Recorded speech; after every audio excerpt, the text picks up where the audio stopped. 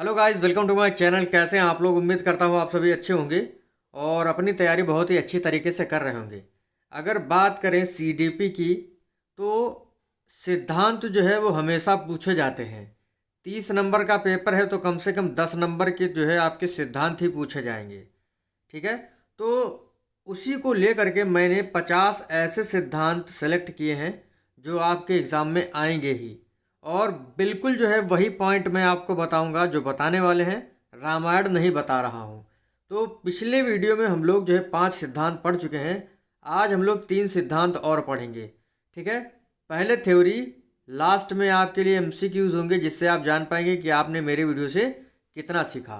अगर आपको वीडियो में कुछ भी अच्छा लगे तो लाइक कर दीजिएगा और शेयर कर दीजिएगा। चैनल पर पहली बार आए हैं तो चैनल सब्सक्राइब कर लीजिएगा। बिना समय गवाए हुए अपना वीडियो शुरू करते हैं। हमारा पहला सिद्धांत है प्रयास एवं त्रुटि का सिद्धांत, ट्रायल एंड एरर थ्योरी। ठीक है। ये जो सिद्धांत है ये थांडाइक महोदय ने दिया था। ये आपके कहाँ के निवासी हैं? अमेरिका के निवासी हैं। इन्होंने अपने सिद्धांत प्रयास एवं त्रुटि को सिद्ध करने के लिए बिल्ली पर प्रयोग किया था। किस पर प्रयोग किया था? बिल्ली पर प्रयोग किया था। इनकी पुस्तक थी एजुकेशन साइकोलॉजी, शिक्षा मनोविज्ञान। ठीक है, इस पॉइंट को ध्यान रखिएगा। तो प्रयास एवं त्रुटि का सिद्धांत जो है किसने दिया था? थांडाइक ने दिया था। इन्होंने भूखी बिल्ली को पिंजड़े में बंद कर दिया था। ठीक है। और बाहर जो है खाना रख दिया और जो पिंजड़ा था वो लीवर से खुलता था। बिल्ली भूखी थी, इसी वजह से जो है बहुत प्रयास उसने करे, कहीं जाल को काटे, कहीं पंजा मारे। अचानक उसका पैर जो है कहाँ पड़ जाता है? लीवर पर पड़ जाता है और उसका दरवाज़ा खुल जाता है। बिल्ली भोजन खा लेती है। मतलब बिल्ली ने पहले तो गलतियाँ करी, फिर बाद में जो है सफलता हासिल कर ली। तो थांडाइक महोदय कहते हैं कि प्रयास करेंगे तो त्रुटियाँ होंगी लेकिन सीख जरूर जाएंगे। ठीक है। तो ये इनका छोटा सा सिद्धांत था। अब बात कर लेते हैं इनके सिद्धांत के उपनामों की, जो एग्ज़ाम में काफ़ी बार पूछा जाता है। देखिए, थांडाइक का संबंधवाद का सिद्धांत, जो थांडाइक महोदय हैं ये यस और आर, यानी एस मतलब स्टूमुलस, स्टूमुलस मतलब उद्दीपक, और आर मतलब रिस्पांस, यानी उद्दीपक और अनुक्रिया में इन्होंने संबंध बताया। इसी वजह से इनके सिद्धांत को संबंधवाद का सिद्धांत कहते हैं। सीखने का संबंध का सिद्धांत। एग्जाम में आपसे पूछेगा कि प्रयास एवं त्रुटि के सिद्धांत को अन्य नाम से जानते हैं तो आपके कौन कौन से नाम है? थांडाइक का संबंधवाद का सिद्धांत, संबंधवाद का सिद्धांत, और एसआर थ्योरी, सीखने का संबंध का सिद्धांत। एग्जाम में काफ़ी बार पूछा गया है कि एसआर थ्योरी किसने दिया हुआ है? तो थांडाइक महोदय ने दिया हुआ है। अगर बात करें आरएस थ्योरी, स्किनर ने दिया हुआ है। सीआर थ्योरी पावलोव ने दिया हुआ है। ठीक है। एसओआर थ्योरी वुडवर्थ महोदय ने दिया हुआ है। इसका मतलब स्टूमुलस, स्टूमुलस मतलब उद्दीपक होता है। आर का मतलब रिस्पांस यानी अनुक्रिया होता है। ठीक है, सभी में। ठीक है। और ओ का मतलब ऑर्गेनिज्म होता है। ठीक है। तो ध्यान रखिएगा इस सिद्धांत को। अब बात करेंगे क्षेत्र सिद्धांत की, फील्ड थ्योरी। फील्ड थ्योरी जो कि बहुत ही महत्वपूर्ण है, एग्जाम में काफ़ी बार पूछी गई है कि क्षेत्र सिद्धांत निम्न में से किसने दिया है? तो कूर्ट लेविन ने दिया हुआ है। ये आपके कूर्ट लेविन है।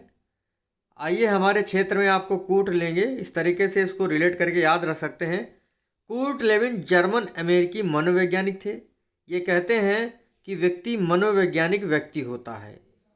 और अगली बात कहते हैं कि मानव व्यवहार व्यक्ति और वातावरण का प्रतिफल है। मानव व्यवहार जो है वो व्यक्ति और वातावरण का प्रतिफल है। ये कौन कहते हैं? लेविन महोदय कहते हैं। ठीक है, इस पॉइंट को एकदम ध्यान रखिएगा।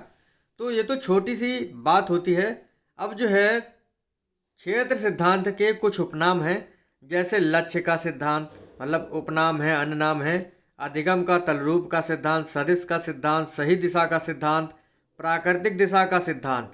देखिए, जिसमें दिशा आ रही है, ठीक है, लक्ष्य आ रहा है, मतलब क्षेत्र जो है एक विशेष क्षेत्र की ओर पहुंचाना, इसमें यही बात है। तो लक्ष्य है, दिशा है, सही दिशा का सिद्धांत, प्राकृतिक दिशा का सिद्धांत, सदिश का सिद्धांत, ये आपके क्षेत्र सिद्धांत के उपनाम हैं। समूह गतिशीलता का सिद्धांत, गत्यात्मक विकास का सिद्धांत, व्यवहार गति का सिद्धांत। ठीक है। और देखिए, गतिशीलता की बात आ रही है तो ये कहाँ है? ये सब क्षेत्र में है। ठीक है, तो इस पॉइंट को ध्यान रखिएगा।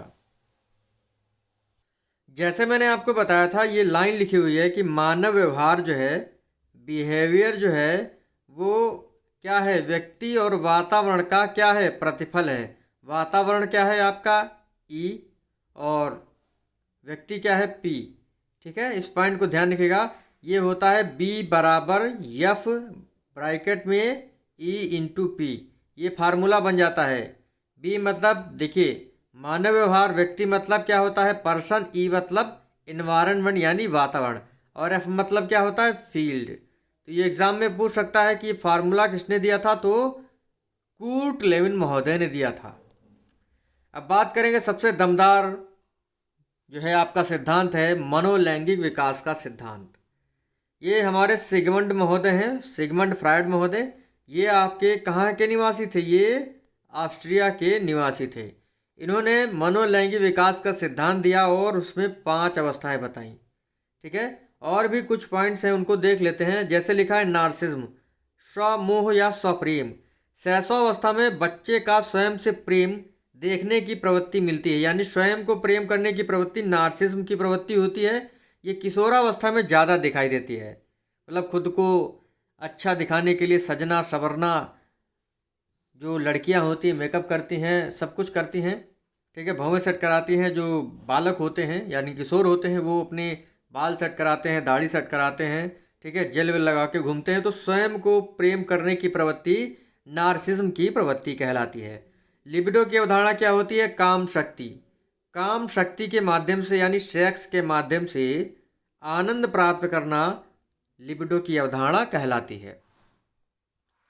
देखिए, फ्रायड ने अपने सिद्धांत में 5 विकासात्मक अवस्थाएं बताई थीं। पहली अवस्था बताई मुखावस्था यानी ओरल स्टेज, जो कि जन्म से 1.5 वर्ष की बताई। गुदावस्था एनल स्टेज यानी 1.5 से 3 वर्ष की बताई। लिंग प्रधान अवस्था यानी फैलिक स्टेज 3 से 6 वर्ष की बताई। अव्यक्ता अवस्था लेटेंसी स्टेज यानी 6 से 12 वर्ष की बताया। जननेंद्रिय अवस्था जेनेटियल स्टेज यानी 12 वर्ष से अधिक की अवस्था बताई। तो ये 5 अवस्थाएं बताई थी किसने, फ्रायड महोदय ने। फ्रायड, देखिए, फ्रायड ने अपने सिद्धांत में 5 विकासात्मक अवस्थाएं तो बताई हैं, लेकिन इनके सिद्धांत की आलोचना किस वजह से होती है, वो होती है सेक्सुअलिटी। इन्होंने अपने जो सिद्धांत है इसमें कामुकता के बारे में बात की है, जो कि विकास में महत्व तो रखता है लेकिन पूर्णतया नहीं रखता। इसी वजह से इनके सिद्धांत की आलोचना भी होती है। तो ये 5 जो अवस्थाएं हैं, मुखावस्था, गुदावस्था, लिंग प्रधान अवस्था, अव्यक्तावस्था, जननेंद्रिय अवस्था, ये आपको रट लेनी है। ठीक है, याद रखिएगा एकदम। आइए अब जो है इनको डिटेल से जान लेते हैं, जो आपके एग्जाम में पूछा जाएगा। लिखा है मुखावस्था यानी ओरल स्टेज। ये कितने से कितने वर्ष की होती है, जन्म से 1.5 वर्ष की होती है।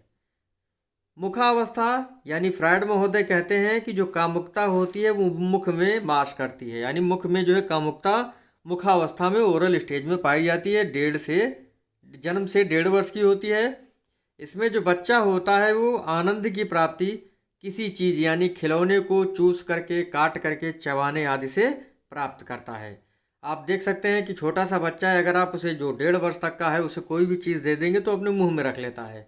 तो मुखावस्था उसी चीज़ को दर्शाती है।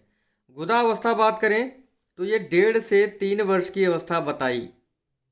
ये कहते हैं जो कामुकता का क्षेत्र होता है वो गुदा होता है, एनल होता है, और जो बच्चा होता है इसमें मलमूत्र त्यागने और रोकने में आनंद प्राप्त करता है। तो ये क्या कहता है, ये गुदावस्था कहती है। गुदावस्था 1.5 से 3 वर्ष की अवस्था मानी जाती है। तीसरी अवस्था आ जाती है लिंग प्रधान अवस्था, फैलिक स्टेज। देखिए, कामुकता का क्षेत्र जननांग हो जाता है। जननांग को छू करके आनंद प्राप्त करता है इस अवस्था में बच्चा। समान लिंग के प्रति घृणा होती है, मतलब लड़की लड़की यानी लड़का जो होता है वो लड़के से घृणा करता है, और समान लिंग के प्रति घृणा होती है। ठीक है, इसमें किसमें, फैलिक स्टेज नहीं होती है। फैलिक स्टेज जो है ये 3 से 6 वर्ष की अवस्था होती है। इसमें जो बच्चा होता है ना वो सेम लिंग के प्रति घृणा दर्शाता है। जो बॉय होगा वो बॉय के प्रति जो है अच्छा व्यवहार नहीं करेगा, जो गर्ल होगी गर्ल के प्रति अच्छा व्यवहार नहीं करेगी। हम लोग जब छोटे छोटे होते हैं ना 5 से 6 वर्ष के, तो ऐसा ही होता है। फिर लिखा है इस अवस्था में दो ग्रंथियां पाई जाती हैं। ये शैशवावस्था मान सकते हैं हम इसे, शैशवावस्था। जन्म से 6 वर्ष या 5 वर्ष की अवस्था को हम लोग शैशवावस्था कहते हैं। तो दो ग्रंथियां पाई जाती हैं, ऑडिपस ग्रंथि और इलेक्ट्रा ग्रंथि।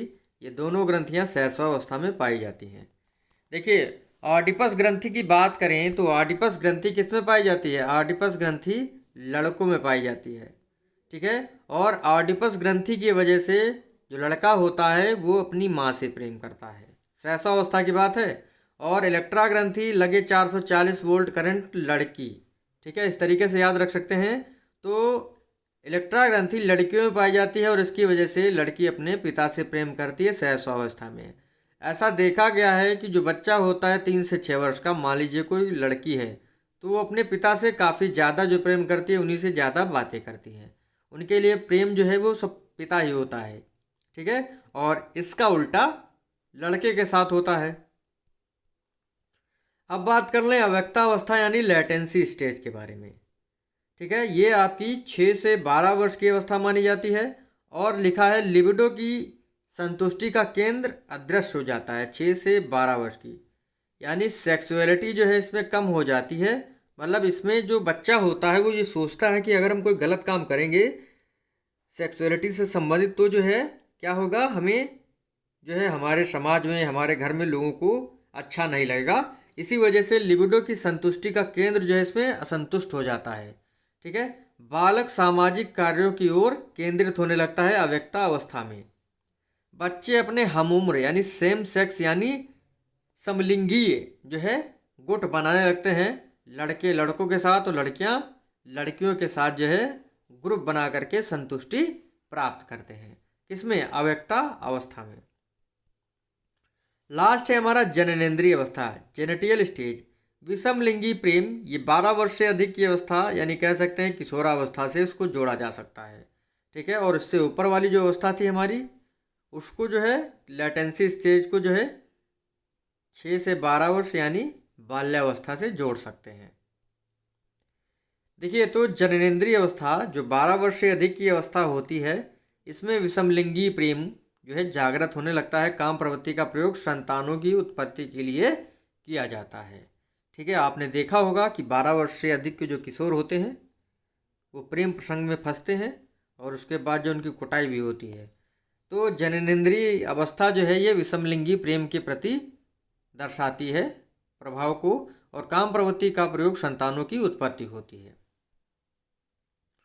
अगला है क्रिटिसिज्म। मैंने आपको बताया था जो फ्रायड महोदय है ना, ये सेक्सुअलिटी को ही महत्व देते हैं, जिसकी वजह से इनकी क्या होती है, आलोचना होती है।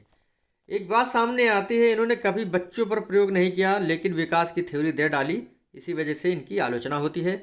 व्यक्तित्व के विकास के लिए हर चीज़ में सेक्सुअलिटी को जो है एकदम घुसेड़ दिया है, इसकी वजह से इनकी आलोचना होती है। भाई, व्यक्तित्व के विकास के लिए बहुत सारी चीज़ें आवश्यक होती हैं, ठीक है। परिवार भी है, समाज भी है, ठीक है, लेकिन ये हर चीज़ में सेक्सुअलिटी को इंटर करा देते हैं, इसी वजह से इनके संविधान की आलोचना होती है। फिर लिखा है व्यक्तित्व विकास सामाजिक अनुभव तथा दुर्घटनाएं महत्व रखती हैं। देखिए, मैंने कहा ना आपसे, हर जगह सेक्सुअलिटी को महत्व दिया है। व्यक्तित्व विकास के लिए सामाजिक अनुभव दुर्घटनाएं महत्व रखती हैं, लेकिन ये ऐसा नहीं करते, जिसकी वजह से इनका जो है क्या होता है, जो है आलोचना होती है। ये कहते हैं शुरू के 5 वर्षों में पर्सनालिटी का विकास होता है, उसके बाद नहीं, इसी वजह से इनकी आलोचना होती है। तो हमारे 3 सिद्धांत आशा करता हूँ आपको एकदम समझ में आ गए होंगे। एक था हमारा एसआर थ्योरी, दूसरा था फील्ड थ्योरी, और तीसरा था आपका मनोलैंगिक विकास का सिद्धांत, ठीक है। तो देखते हैं आप लोगों ने इन 3 सिद्धांतों में कितना सीखा, ठीक है, और कितने अंक लाएंगे। इस वीडियो में आपके लिए मैंने 10 MCQs रखे हैं, पिछले वीडियो में 15 थे, ठीक है। तो देखते हैं आप लोग कितने सही कर पाते हैं भाई। पहला प्रश्न है, मनोवैज्ञानिक थार्नडाइक महोदय कहाँ के निवासी थे? जापान, रसिया, अमेरिका या इटली के? तो मनोवैज्ञानिक थार्नडाइक महोदय अमेरिका के निवासी थे। ऑडिपस ग्रंथि किसमें पाई जाती है? गर्ल, बॉय, दोनों में या इनमें से किसी में नहीं? तो ऑडिपस ग्रंथि मैंने आपको बताया था बॉयज़ में पाई जाती है। क्यों पाई जाती है? बॉयज़ में शैशवावस्था में पाई जाती है, जिसकी वजह से लड़का जो होता है अपनी माता से प्रेम करता है। अगला है अव्यक्ता अवस्था का समय क्या होता है? 3 से 6 वर्ष, 6 से 12 वर्ष, जन्म से 1.5 वर्ष या 12 वर्ष से अधिक की अवस्था। अव्यक्ता अवस्था यानी लेटेंसी स्टेज जो है ये कितने वर्ष की अवस्था होती है? ये होती है 6 से 12 वर्ष की अवस्था। अगला विषमलिंगी प्रेम की भावना पाई जाती है मुखावस्था, गुदावस्था, जननेंद्रिय अवस्था या लिंगावस्था में? बताएं आप लोग। विषमलिंगी प्रेम की अवस्था जो है ये जननेंद्रिय अवस्था में पाई जाती है। किसमें? जननेंद्रिय अवस्था में पाई जाती है। लिंगावस्था में जो क्या होता है ऑडिपस और इलेक्ट्रा ग्रंथि पाई जाती है। मुखावस्था में जो बच्चा होता है वो मुख में चीज़ों को रख करके आनंद प्राप्त करता है। गुदावस्था में एनल स्टेज जो होती है इसमें बच्चा मलमूत्र को त्याग करके रोक करके जो है आनंद प्राप्त करता है।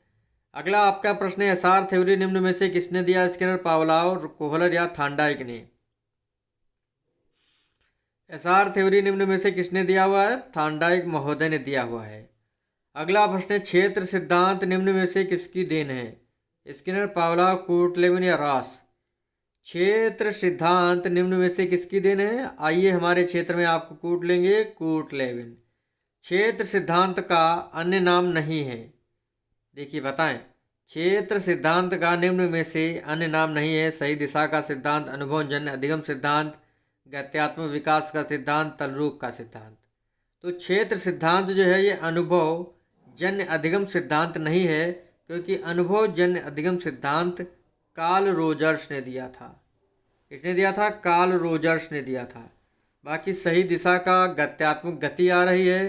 तलरूप सिद्धांत जो है तल से यानी क्षेत्र से जुड़ा हुआ है, इसी वजह से आपका बी ऑप्शन जो है ये क्षेत्र सिद्धांत का नाम नहीं है। अगला प्रश्न है बी बराबर एफ गुणे पी, ये किसने दिया था? बी बराबर बिहेवियर यानी व्यवहार, एफ मतलब फील्ड, ई मतलब इन्वायरमेंट और पी मतलब पर्सन। तो स्किनर, रॉस, लेविन या कोहलर ने? ये दिया था किसने? लेविन महोदय ने, मैंने आपको बताया था। अगला प्रश्न है यथार्थ अधिगम सिद्धांत निम्न में से किसने दिया हुआ है? हल, स्किनर, थांडाइक या पावलोव? बताएं आप लोग, यथार्थ अधिगम सिद्धांत निम्न में से किसने दिया हुआ है? हल महोदय ने दिया हुआ है। पुनर्वर्ण के सिद्धांत को यथार्थ अधिगम का सिद्धांत भी कहते हैं। ठीक है, पिछले वीडियो को देखा होगा तो आपको पता होगा। यशोवार थ्योरी किसकी देन है? स्किनर, रूसो, वुडवर्थ या थांडाइक की? यशोवार थ्योरी अभी मैंने आपको बताया था वुडवर्थ महोदय की। ऑप्शन आपका सी सही होगा। आशा करता हूँ आपको वीडियो अच्छा लगा होगा। 10 में से जितने भी प्रश्न आप सही करें कमेंट करके जरूर बताइएगा। ठीक है, मिलेंगे आपसे अगले वीडियो में, तब तक के लिए जय हिंद, जय भारत।